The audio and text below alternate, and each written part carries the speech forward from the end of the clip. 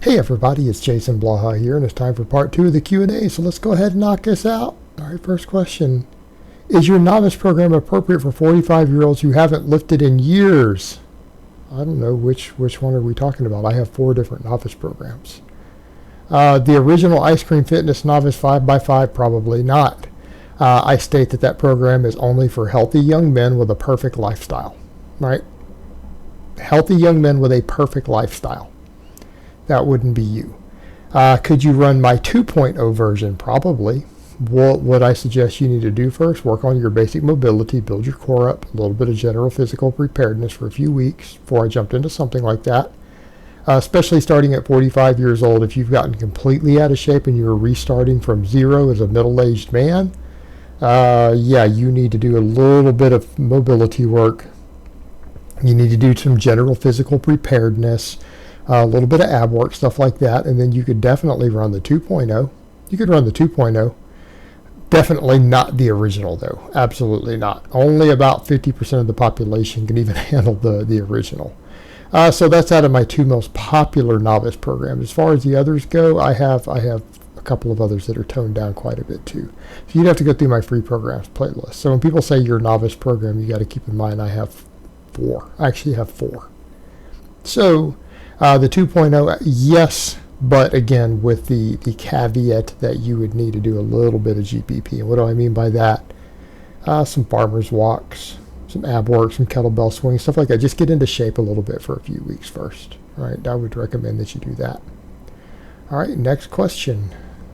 Hey Jason, would you ever go back to squatting every day like you did last year? Oh man, Bulgarian style training, squatting every day. Look, that is one of those training styles that, while it can be enjoyable, I would say for a lifter at my age, it is not the best way to go. I feel like eventually the injuries would mount up. It's so psychologically taxing. It works. I mean, your squats and things will get stronger. They will absolutely get stronger. But I really and truly believe that is very much a young man's training style. Very much so. And it's because I liked it when I was much younger, and I've known plenty of guys who got great results doing it. I've had good results doing it in the past. But realistically speaking, particularly for lifters who are starting to get a little bit older, we have to pay attention to things like overuse injuries more. Just the psychological fatigue that accumulates with it, I'm going to say not. And it's always funny because you saw a bunch of people who came and said, oh, it's just such a lazy way to train. And you had coaches coming in the comments saying, you guys have never done this for an extended period of time. This is actually one of the most taxing, most difficult training systems you can do. And it's mainly because it's just so psychologically taxing at a certain threshold. It's not for everybody. Do I see myself doing it again? Probably not. Can I say that with 100% certainty? No. Can I say it with 90% certainty? Yes. So there's a 10% chance I might be wrong. So let's take it that way. So if I come back and do it later, I'll say, well, I said there was a 10% chance, but I wouldn't gamble on it. I wouldn't bank on it. Especially now that I've got enough equipment and stuff, I really like what I'm doing these days. I feel like it's a good way to avoid injuries. It's a good way to get a lot of training volume in, avoid overuse injuries. It addresses a lot of the various tendonitis stuff that we might deal with as we start to become middle-aged, because for me that's going to be important, guys. When I talk about getting back to certain lifts and then being there, I want to still 5 years from now, I want to be able to squat 500, deadlift 600, things like that, right, as I start approaching 50.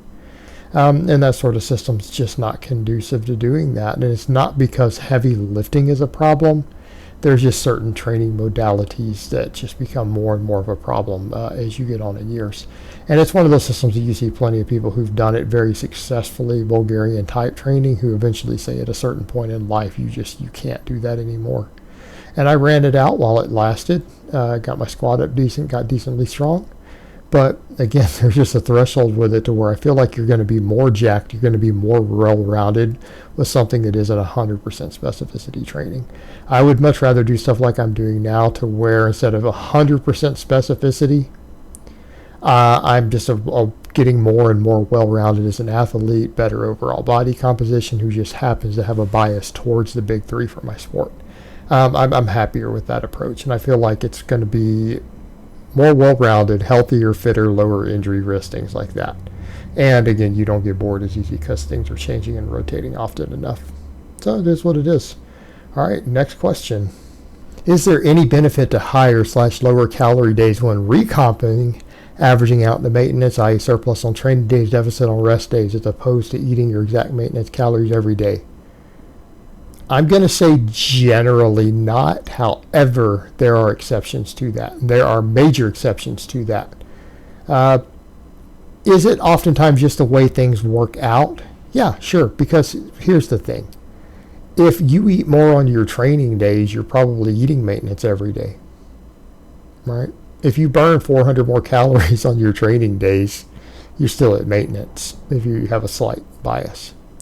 Does it ultimately matter that much? Probably not. I'm going to say, other than it's just the way that it works out sometimes, there's no real physiological benefit to doing that. I think it's micromanaging to the point of absurdity. It really is. For most people, I don't think it matters. I don't. I've been recomping successfully, and I eat roughly pretty similar calories most days. I don't vary it very much. All right. I've been successfully recomping as a middle-aged lifter lately doing that. And there's no scientific evidence to suggest there's a real benefit for most people. What's the exception? People who do certain forms of extreme calorie carb cycling. And there is some literature suggesting that works. But I'm not talking about a few hundred calories difference. We're talking about thousands of calories of difference. People have successfully run stuff like something like Ronald McDonald's UD 2.0, where you are literally eating starvation level, low carb, high protein calories several days a week, and then you're carb loading with almost no fat for excessive, extreme amounts of calories.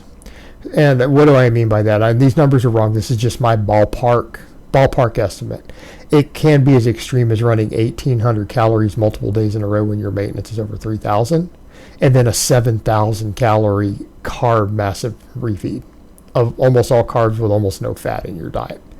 That sort of protocol can be very effective for recomping. However, it's very nuanced, very complicated, and there's not a lot of room for error. That can have an advantage. If we're talking about just 300, 400, 500 calories difference, just trying to play around with it, there's no real benefit. If that just happens to be the way that your food falls that day, it's probably fine. And we're always going to have some wiggle room. Most recomps, we're going to fluctuate a little bit anyways, right? We might be in a small surplus one week and a small deficit the next one recomping. Just keep that in mind. It's not always going to be as consistent as you think, because we're just ballparking it. And for most people, there's no reason to be more exact than that. If you're going to run a system that really staggers it, there's advantages to that, and it can work. But it's very nuanced, very complicated, and like I said, there's very little margin for error. It's not like you get to have cheat meals. You're eating like zero fat on those high carb loading days, like 7,000 calories of all carbs with a little bit of protein, with almost zero fat in it. And then you're running days with nearly zero carbs, it's mostly protein with a little bit of fat. And that sort of protocol works, but you better know what you're doing. You better read up on it first. And there is some scientific literature to back it, but it's pretty extreme. All right, next question and last question of the week. When benching, bringing the bar down 3 to 4 inches below my nipples with a closed grip is what feels strongest and most comfortable to me. Am I shortchanging myself or risking injury by benching this way? Thanks. Not really. Now keep in mind, closed grip is relative. If you feel stronger on closed grip, it might be indicative of some chest weakness, right? There could be some weakness involved there. So you might want to sort that out. You might want to do some other supplemental lifts to work with that. But here's what I'm going to say. If you have a bar path and a grip spacing that feels like you're the strongest and you have the most pop and the most bar speed, it's probably not a bad way to go in terms of your overall gains. Right? It's a good place to work with. I still think as you get more advanced, you might need to vary that a bit. I use 3 different grip widths in my bench training right now. Every single week, I use all 3 of them. As far as further down on your chest, below the nipple, that's fine. If that's where you feel strongest is 3 to 4 inches below the nipples, that's perfectly safe.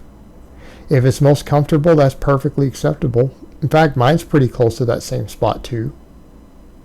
My own leverages feel a little better there. I feel a little stronger, and that's my natural bar path. From a safety perspective, lower on the chest is fine. Some people's biomechanics, they might be a hair weaker. or a hair stronger there. And that's where we get into some things with individual leverages, individual technique. And you might find that if your grip width changes or your bench technique changes, you might find a different touching spot gives you better strength. And you'll need to adjust. But that's okay, that's fine. But from an overall, safety perspective, what you're doing is reasonably safe. I'm not saying everything you're doing is safe, because we don't know. We don't know what the whole balance of your training looks like. We don't know what your concern is for overuse injuries. Things like, are your rear delts and lats and everything strong enough? Is your technique good? Well, we don't know that. But is there anything inherently risky with what you just described? No, absolutely not. There's no inherent risk involved in that, as far as that being any riskier than anything else. And for a lot of people, that might be safer, especially a little lower on the chest. It's frequently a little bit safer. Not always, but most of the time. All right, guys, but that's really all I have to say on that today. I hope it's been informative, and I will talk to you guys next time.